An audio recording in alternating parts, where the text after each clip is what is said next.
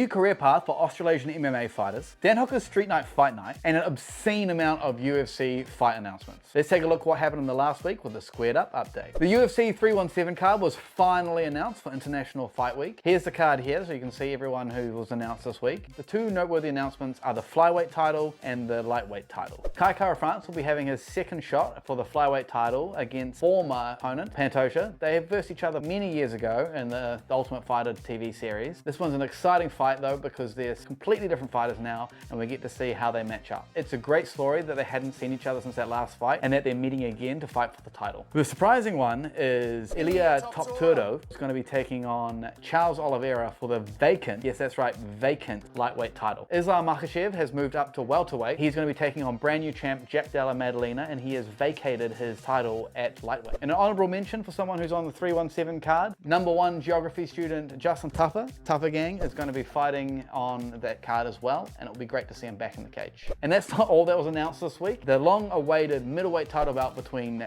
Dricus du Plessis and Khamzat Chimaev has finally been announced and will be taking place in UFC 319. Aussie boy Quillan Salkeld has also been announced. Will be having his second UFC fight on UFC 316.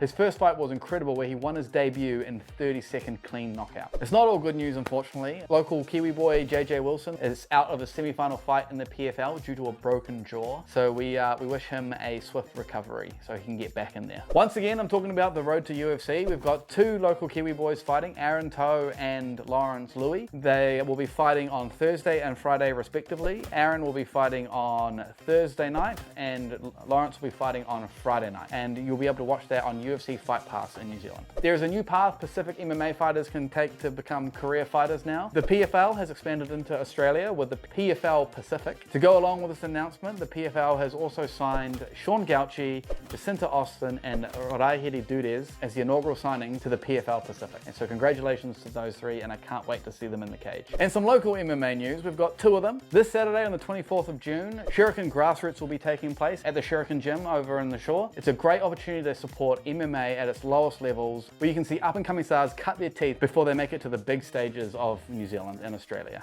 The other one is Dan Hooker's 32-man street fight knockout tournament. After the success of his knockout tournament in Thailand for $10,000, Dan has found a sponsor, Dr. Social by the way, and he's brought it back to New Zealand, and this Saturday he'll be hosting a 32-man knockout tournament, 1-minute rounds, boxing rules in MMA gloves. There is no weight limit and the winner will be walking away with $50,000. And that's the MMA news for the last week, and now you are all squared up.